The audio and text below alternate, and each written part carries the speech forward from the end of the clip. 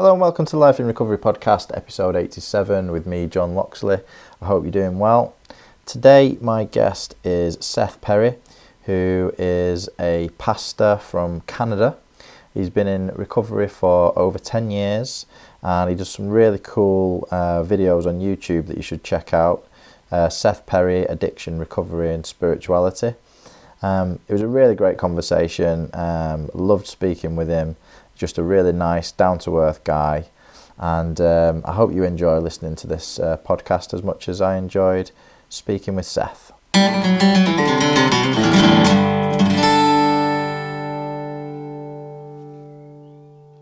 Yeah, so I grew up in the suburbs of Vancouver, British Columbia, Canada, and life was pretty good. I was born into a upper middle class family. Both of my parents were well-educated people. My dad's a professor. My mom has a master's degree in library science, and they raised us well. They had no problems with alcoholism or addiction themselves. My grandfather and my great uncle did, however, and also my uncle did. So it ran in the family. It's just that my mom grew up kind of with some codependent tendencies, and so she sought out someone who had, none of the qualities of her father, the alcoholism that he exhibited. And so she found my dad, who was a pretty straight-laced guy. Things started to get a little bit difficult in my early teen years.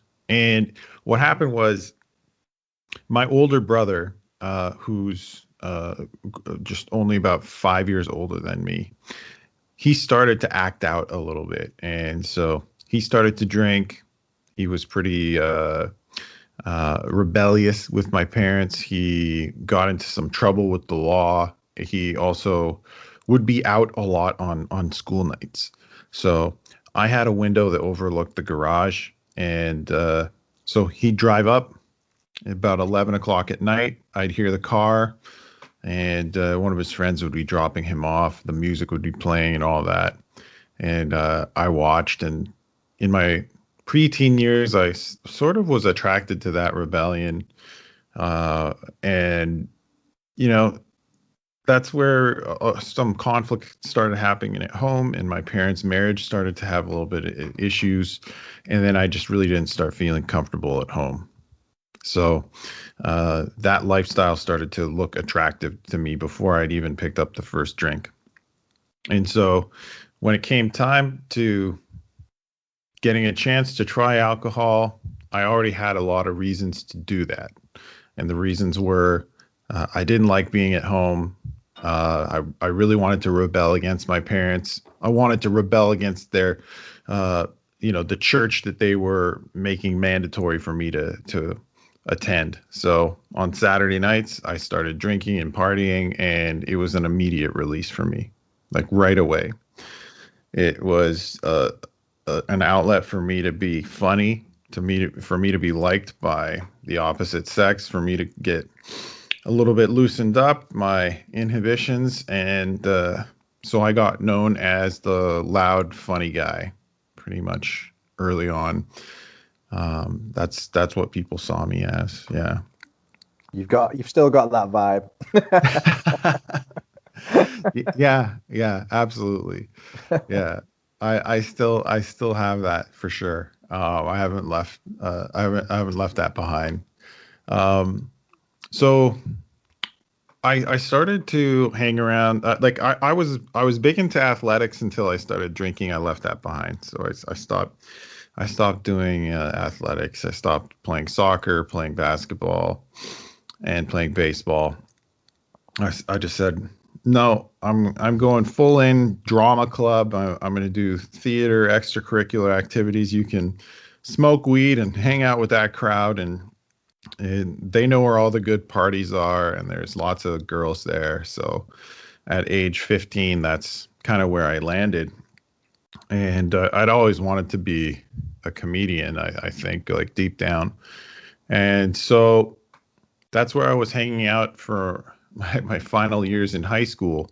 What happened was, because I was part of that crowd, we were often using drugs morning, noon, and night, because I'd have extracurricular activities at the school. And so before I'd leave to go home, I would make sure to be smoking a lot of weed so I could go to sleep quick.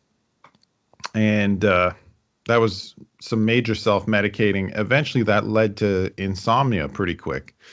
And it really hit me and caused me to act in a way that was different than many other people.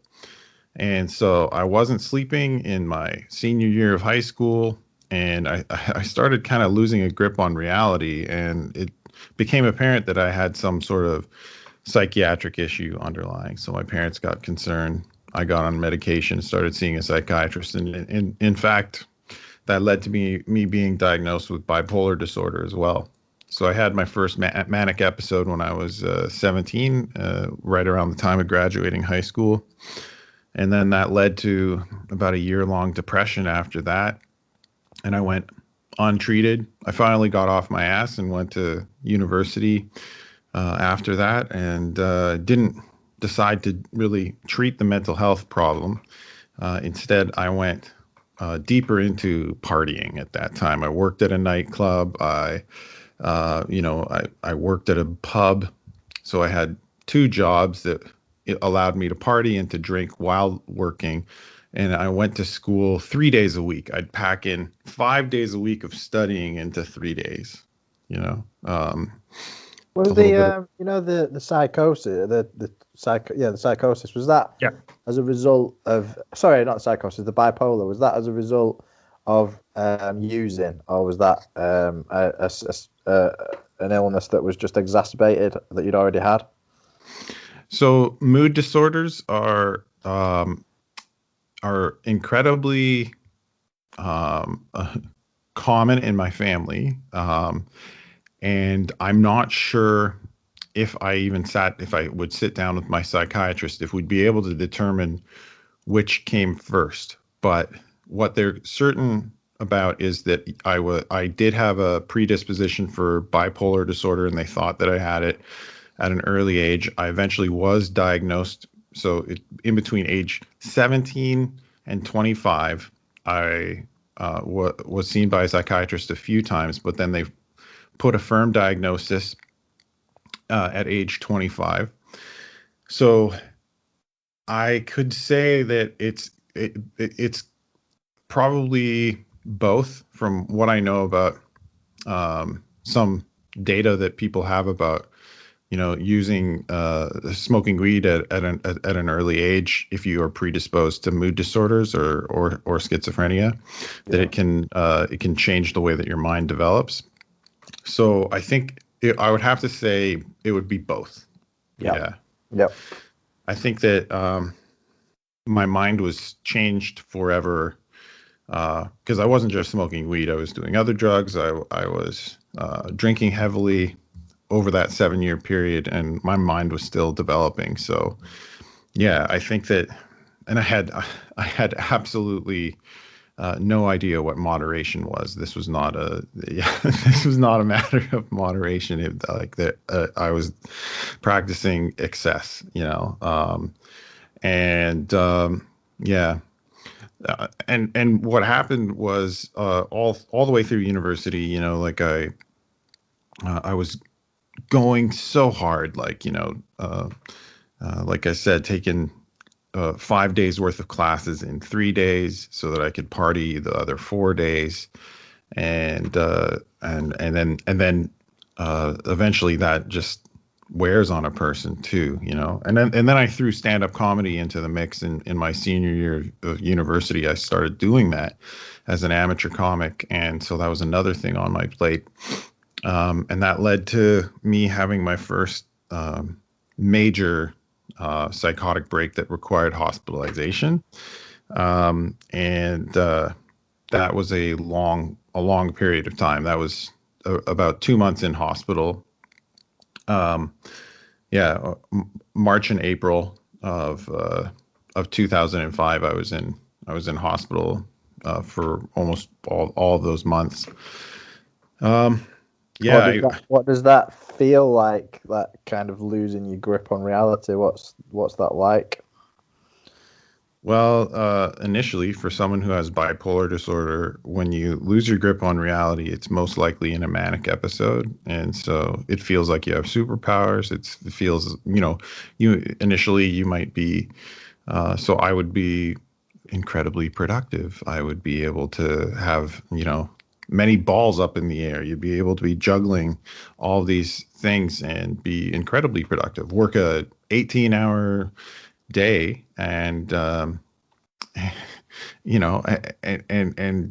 just be all right for it. Oh, I just need to get two hours sleep. I'll just get a quick wink and then be back at it. But it eventually reaches a point where you become incoherent, and so yeah, when it gets to that point, then I'm when I'm in a psychotic episode, and I'm incoherent, I'm not super aware of how incoherent I am, but people start being worried around me. And then a little bit of paranoia seeps in, and then so once that paranoia hits, then it's an incredibly frightening experience. And at this point, you aren't sleeping, and then eventually, it just reaches a point where the physical exhaustion from not sleeping and your mind firing on all cylinders becomes an excruciating experience mentally. Like it's just this is why sometimes people in manic episodes commit suicide, really, because of how you get to the point where you're saying, like, I need to sleep. Like I wish I could turn my mind off. And that's why, luckily, I had a few friends in university that were around. That two of them, that my roommate and another friend, they just said, well, we need to get him to the health unit at the university, like, soon, because he just won't stop rambling and he doesn't look well at all. So they got me there, and they had a ambulance pick me up there and take me right into the psych ward. And then they knocked me out with a first dose of a major tranquilizer, and I was out for 10 hours and woke up in a locked ward. That's probably the most terrifying part, is when you wake up and then you're like, all right, I'm up. You're still manic, right? Like, a tranquilizer doesn't cure you of your mania. And then you wander around looking for the exit. You eventually get to a door and it's locked. Then you find another door and you're like, that's locked. And then you go out to the smoking area, and then you see that there's a 10-foot fence with, that's not going to let you out. And then you realize, oh, I'm locked in here. That's terrifying. Definitely. Mm-hmm. Sounds it. Yeah. I don't recommend it to anyone. I absolutely do not recommend that to anyone. It's happened to me 4 times in my life, and yeah, and you meet all different types of people, and a lot of them are addicts that are suffering, really. Like, I would say 90% of the people that I meet in the psych ward are suffering addicts, and every time that I went into the psych ward, I would wake up the next day after getting admitted. A few times that I was admitted, I was restrained physically. Twice, upon admission, I had to be restrained by some individuals, and I'm 6'2", and I started to get aggressive in the emergency room, and so yeah, I was pinned down and get forced to give in tranquilizers as a shot, and that itself, that's a bad memory too. But then you get in, and there's other people that made it in there either in handcuffs or through forceful restraint, and so you kind of mixing and mingling with all those people, and it's not a place. A psych ward's not a place where you get together and you talk about your feelings and sort things out. No, it's like it is a an acute care type of situation where they're just trying to make you manageable enough so that you're not a harm to yourself or others, really. So it's not a pretty place. Yeah. So the 4 times that you were admitted to the psych ward, or what period of time was that over? So the first time I was 25, I got out, quickly went back to using, and then I stayed out of the psych ward for quite a while, and I exercised a lot. I kind of got into addictive exercise to sort of manage my mood and everything. But then that kind of fell by the wayside at one point, and I wasn't medicating myself, and I started using again. And so 2 years after my first time in, then at age 27, I ended up back in the psych ward. Similar circumstances. And then it was just every year after that until I finally made it into the program. Yeah. Yeah. So into the program around age 29, did you say? That's right. Yeah. Yeah. And what was that kind of initial transition from that kind of lifestyle into recovery like? How did that happen? So I'm in the psych ward, and I've been able to manipulate my way out of the psych ward pretty quickly by this point. This was my 4th time in. I knew what the psychiatrist wanted to hear me say. I knew how to act on the psych ward. And I knew who not to associate myself with. Don't be attracted to the, to the folks that are making a fuss. Keep to yourself. Don't make it into the chart notes of the psych nurse at night, so that your psychiatrist sees that you're misbehaving or whatever. So, they were ready to release me at a certain point. For some reason, there was a stubborn enough psychiatrist that kind of saw through my bullshit, and he comes to me, he sticks his finger in the air and says, "Come here, come on." And he gets me into the meeting with my family, and he says, "So I've looked at your chart, and I've seen how many times you've been in and out of here. And I've seen how the drugs that you're using, your usage is progressing. So I just told your family that you might not make it into the psych ward again. You might be dead next time. You're lucky to be alive this time. If you don't treat this right now, and your parents are ready to send you to treatment, and I'm recommending a treatment center, and they're ready to send you to the best place in Canada, if you don't do that, if you don't say yes, then you might be throwing your life away." And my family was upset. They were worried. They'd never heard someone speak so honestly about this. And I was, I wasn't really, I didn't really like this guy. I'm like, this guy, who the fuck is this guy talking like this? He doesn't know me. Yeah. And so what I did was I had no choice. I said yes.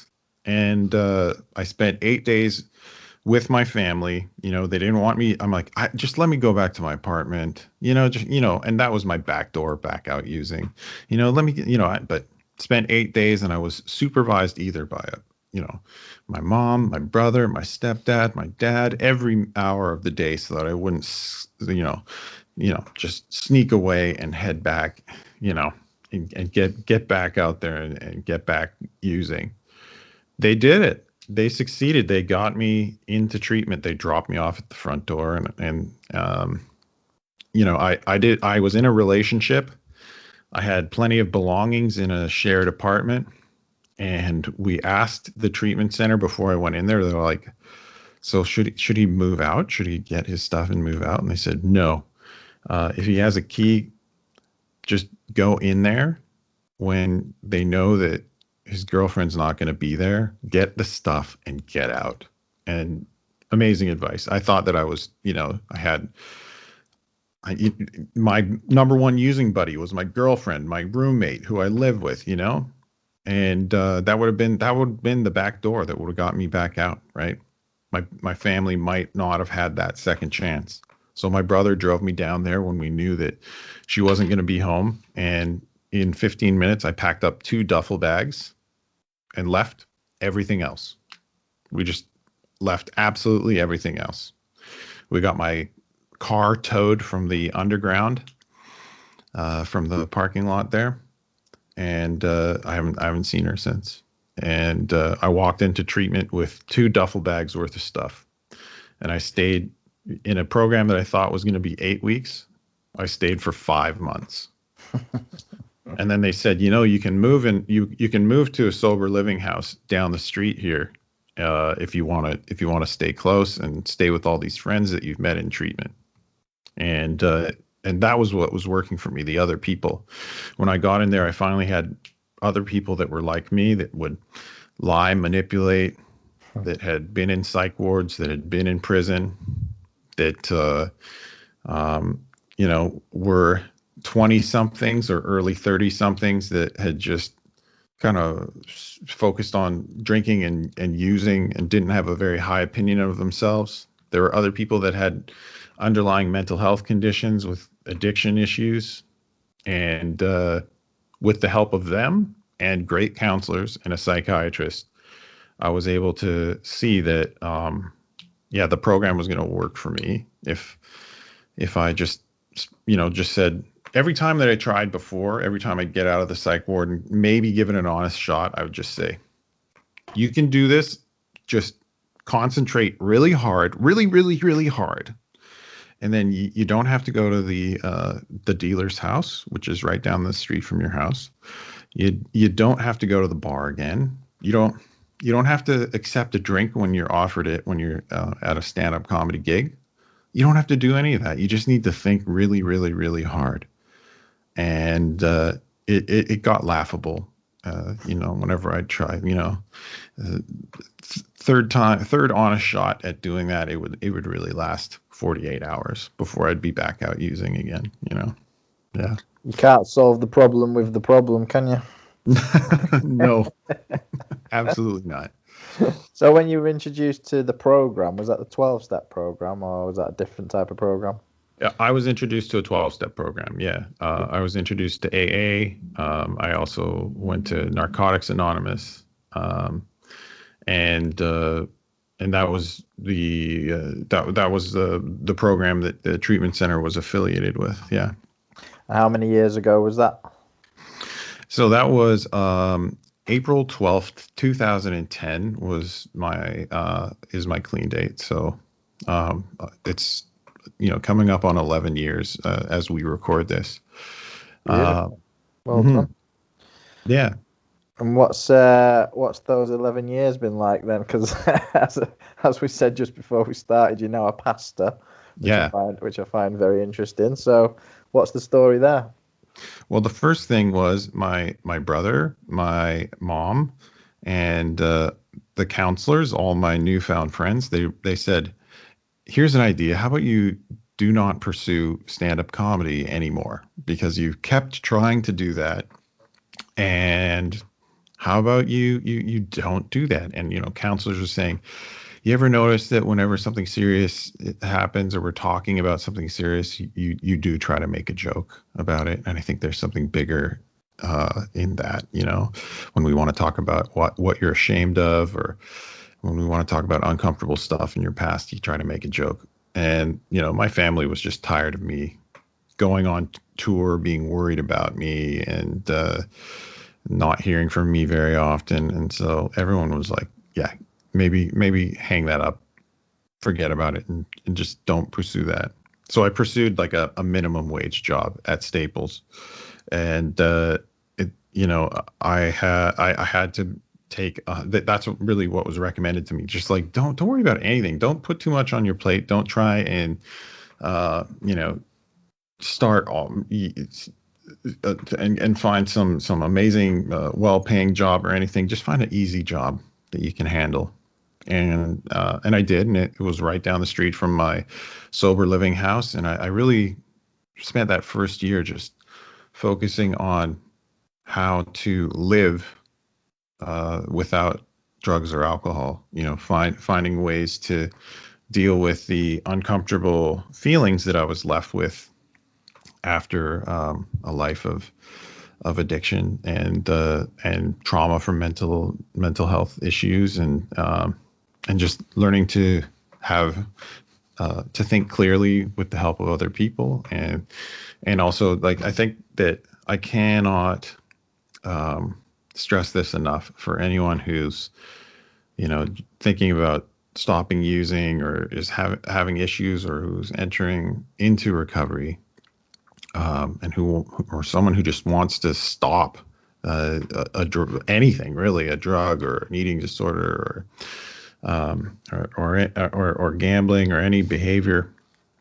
The best way that it's so simple to me now, but the best tool was to have a support group of people that cared about me. People that I could just flip through my phone, flip through my contacts in a moment of need, and have a phone conversation with, and that people that I could meet on a regular basis at a coffee shop, and they could sit across from the table and just listen to me, because that's the work that I did in the first year that was about building a foundation, right? And those turned into habits. They're habits that I have right now. I still have the same phone contacts in my phone right now that I used in that first year. So, I met someone that had 1 year sober, and he has 12 years sober now. And I talk to him, on a monthly basis, and I'm in contact with the other folks that have been in the program for a while. I moved across the country. I'm 3,000 kilometers away from where I got sober. And I still get text messages from my sponsor from all the way over there. And it's just all about staying connected, and just being honest when I'm not doing well. And that was how I built that foundation in the first year. Yeah.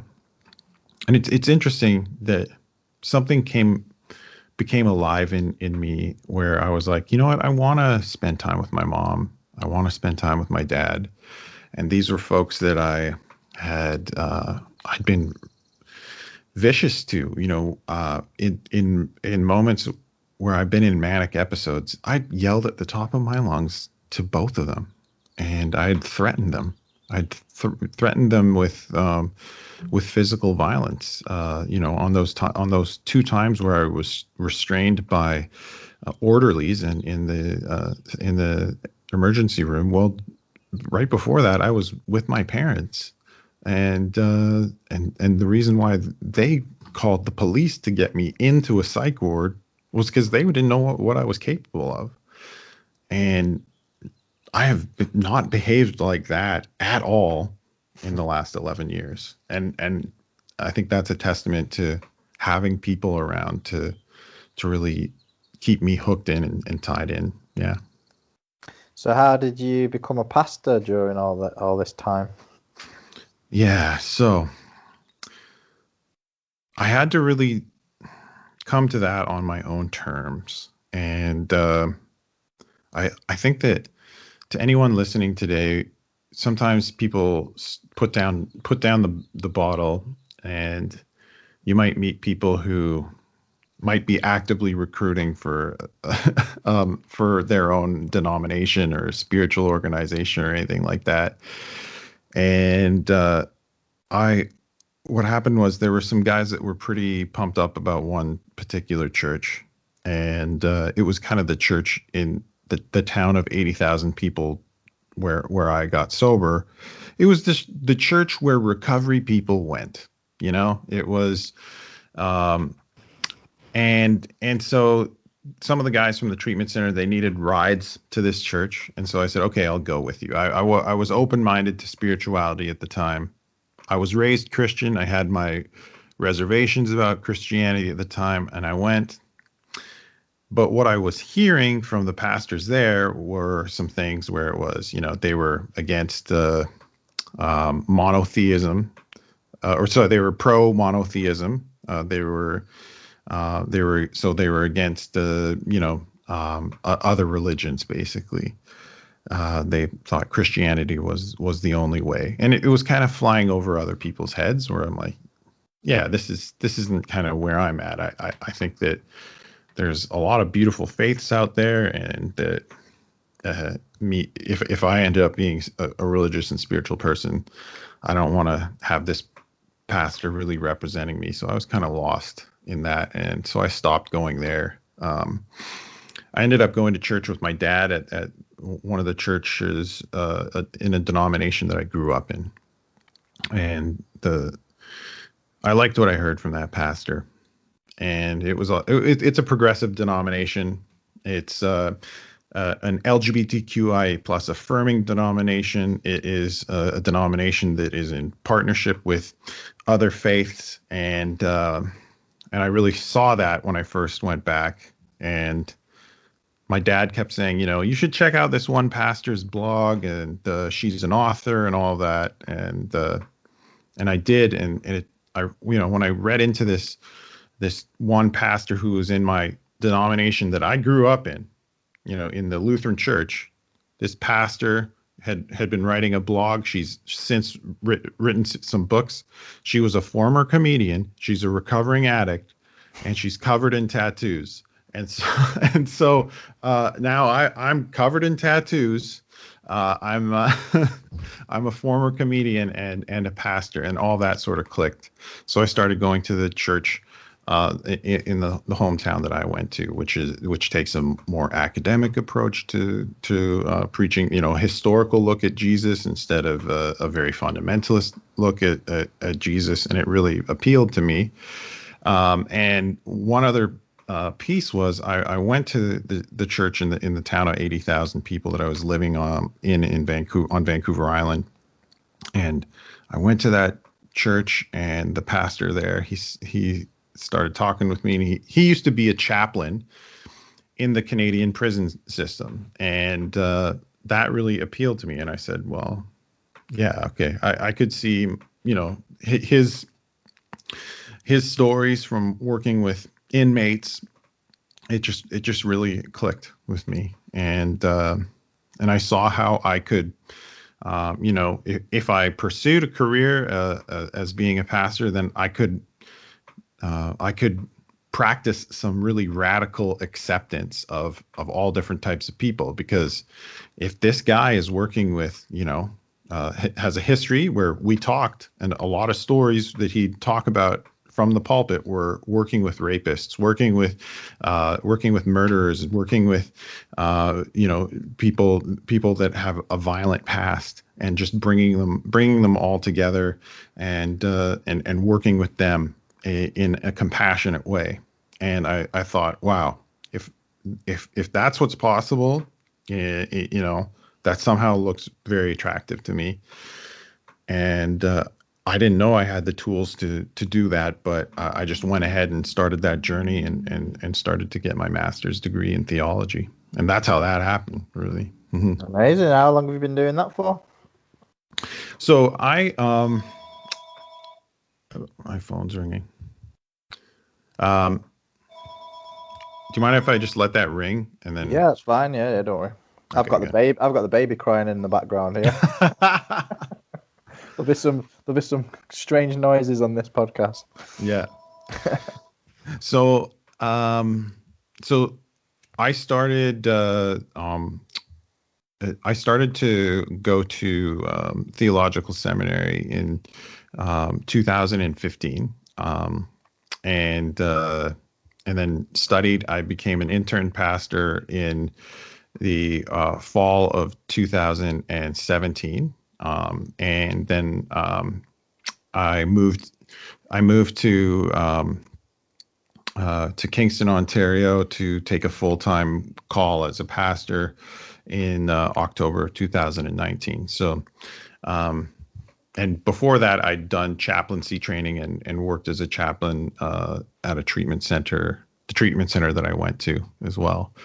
So it was a process of education where I did 2 years of study. I did my chaplaincy training, and then I started working as a chaplain in the treatment center, and then I went on to be an intern for an 18-month period, and then I was ordained into the church of my choice, which is the one here that I'm a pastor at in Kingston, Ontario.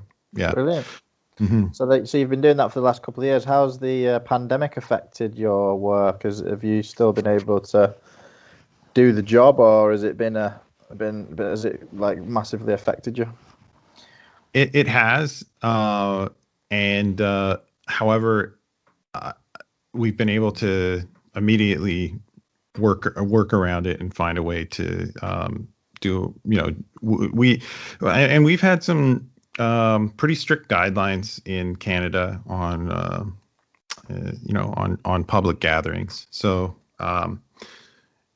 our church was kind of wondering if we should be meeting before there were any rigid guidelines. And I suggested, let's just close the church. And so this was March 14th, 2020. So I said, let's close it down. We can do this online. We can meet online. And so we started doing that.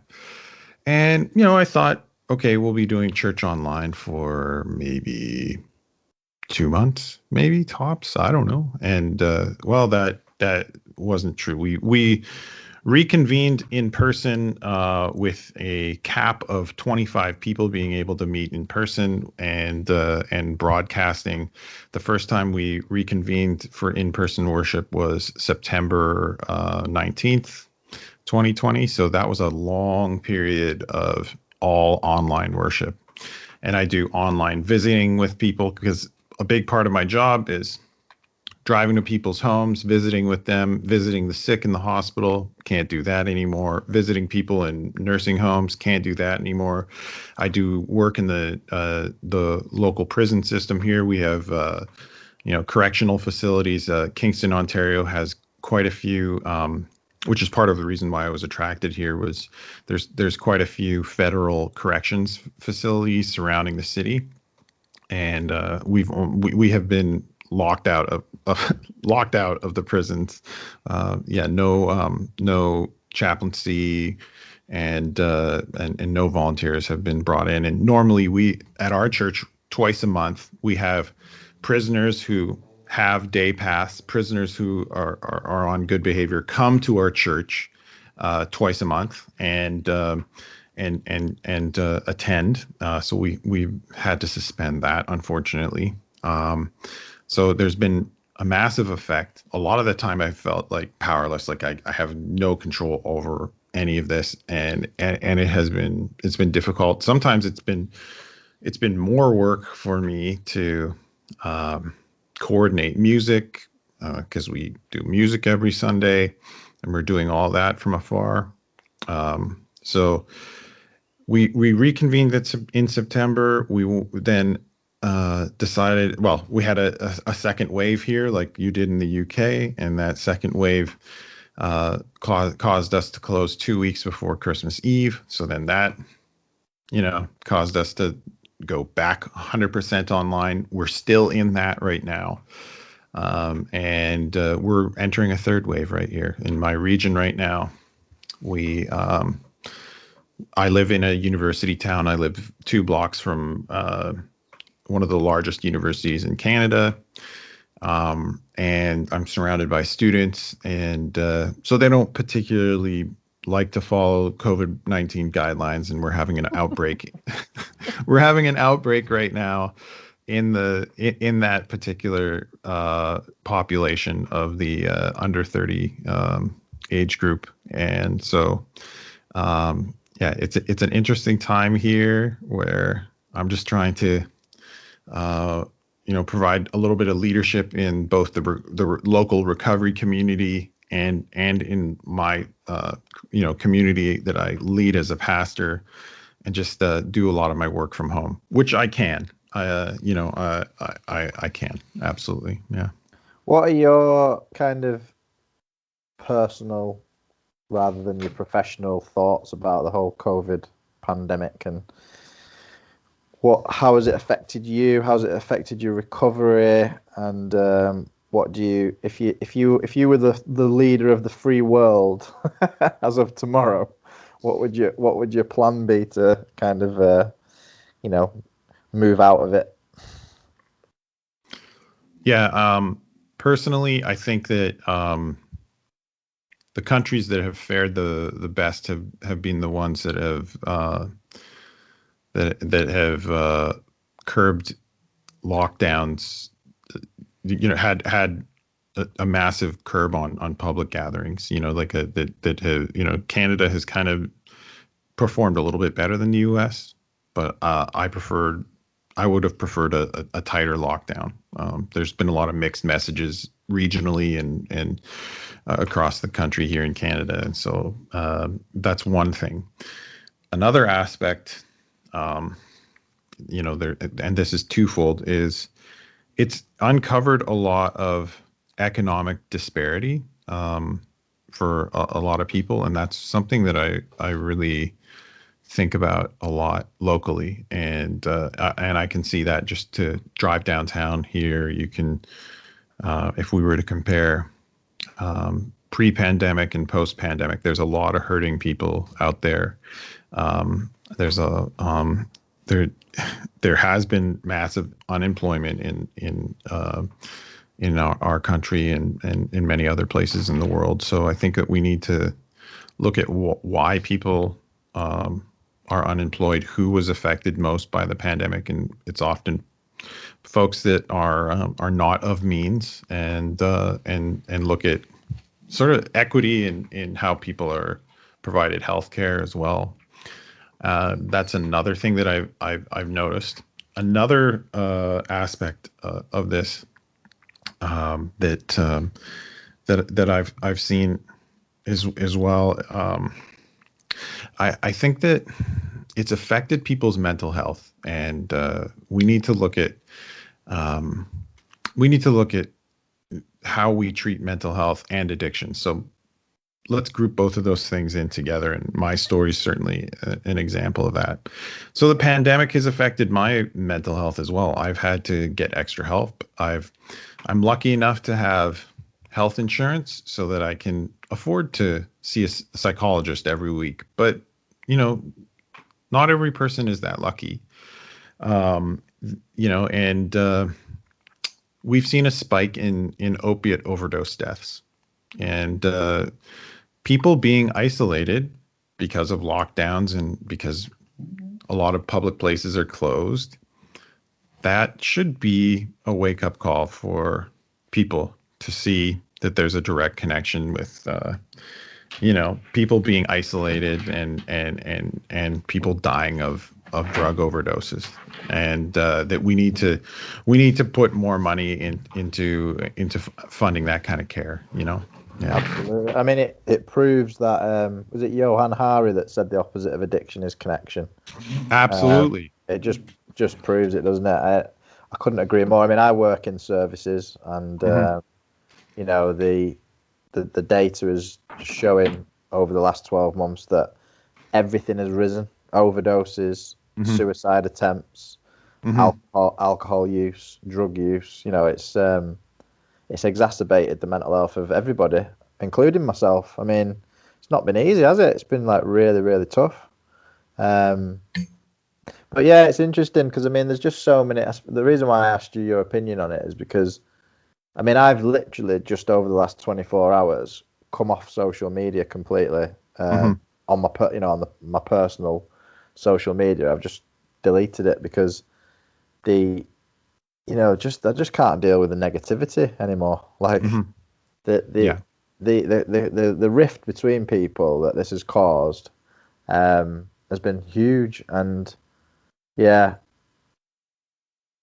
can't even really kind of make head and tail of what's actually happening.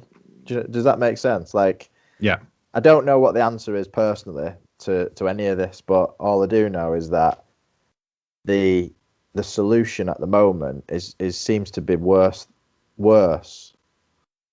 causing more harm than good. Like, obviously it's saving the lives of the people that have got that from getting COVID, but then when you look at the like you're saying, the mental health crisis and everything else, that just seems to be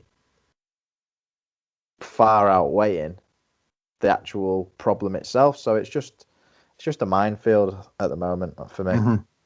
Absolutely. And what about your own recovery then? Are you still managing to get to meetings, or are they all online? So yeah,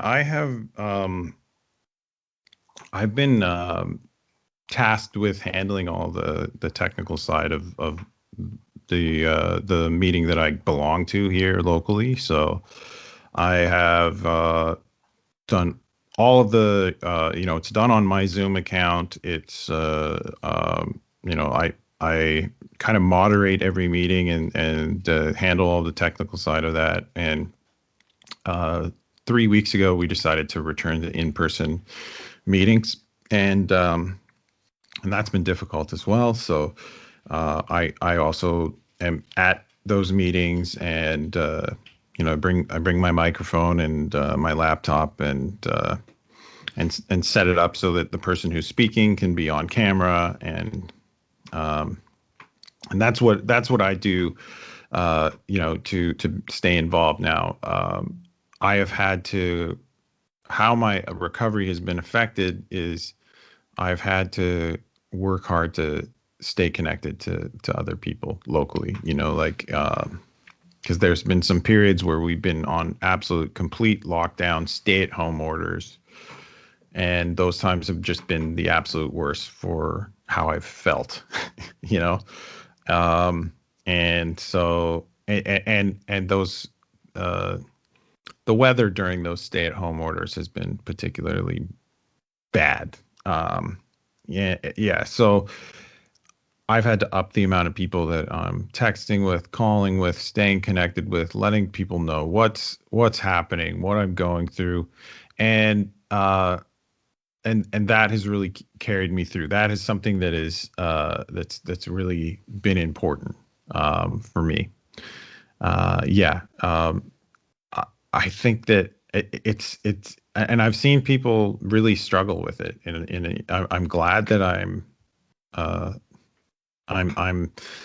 a little bit more open-minded and warm to using Zoom or using any other type of technical means to stay connected with people. But I've seen other people struggle. It's been difficult for some of my peers, and they really crave being in person with someone. And right now, AA has an exemption in our region where we can meet with more than we can meet with around 48 people. Religious groups and AA have exemptions, but as for other types of meetings, you cannot have a group of more than 5 people in our region gathering indoors or out right now until April 30th. So again, there are people that really would like to get together at a coffee shop, but no coffee shops have seating available for anyone right now. So that used to be the way that we would kind of just gather, that recovering addicts would gather. So, yeah. Sounds very similar to here. We're pretty much in the same boat. In fact, your entire story, there's been God knows how many similarities and in your story. Yeah, I've really, really related to pretty much everything that you talked about. And what the question that I always ask everybody is, what does life in recovery mean to you?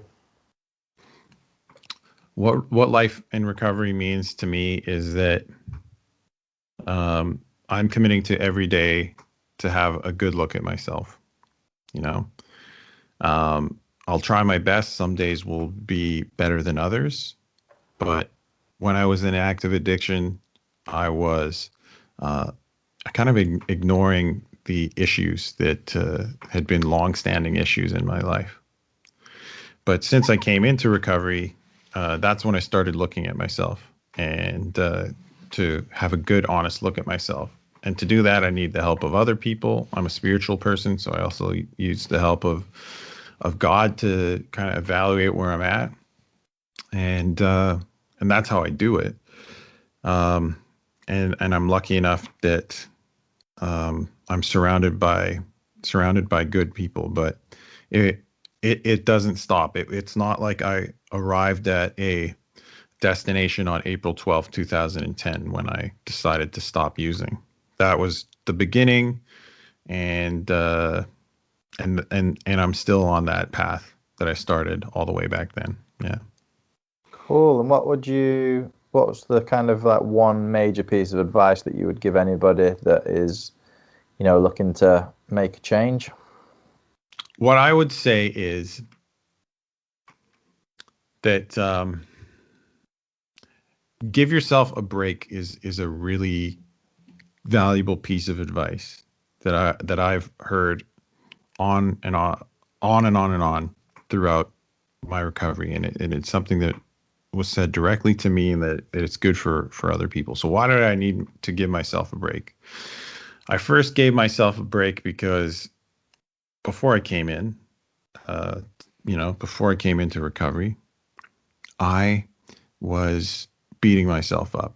I was abusing myself with the drugs I was using, and I was, the thinking about myself, the way that I was talking and thinking about myself, super negative thinking.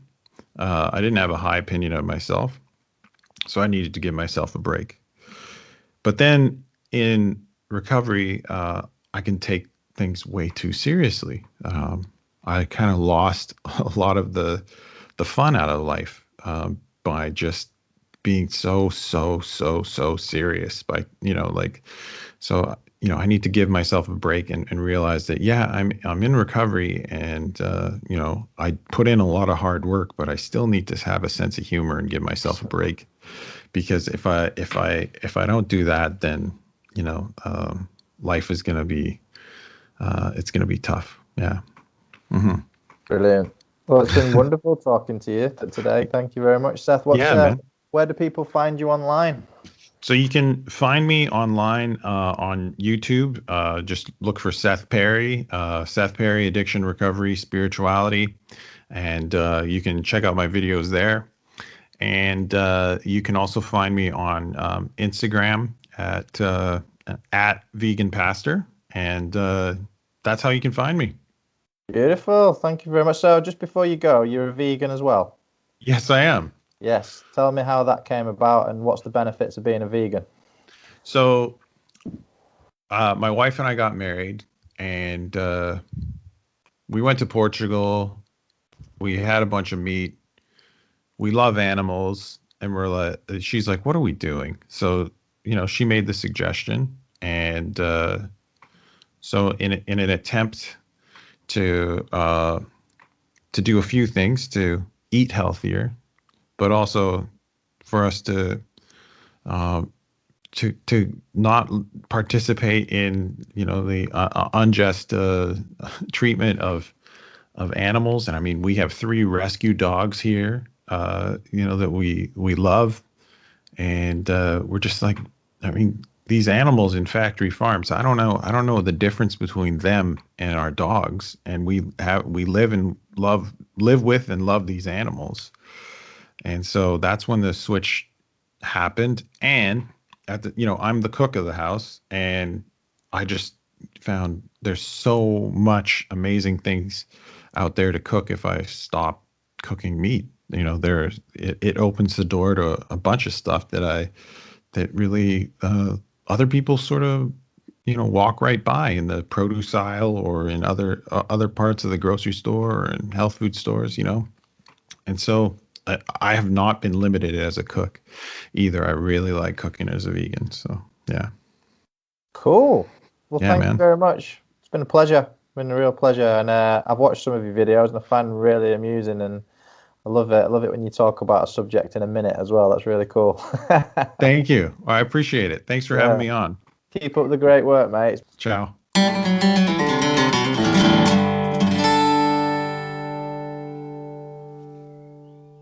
Thanks for listening, and if you've been affected by any of the issues discussed in the podcast, please see a range of mutual aid organisations in the show notes. Also, don't forget that you can support the Life in Recovery podcast by visiting patreon.com/lifeinrecovery. Peace and love, and goodbye for now.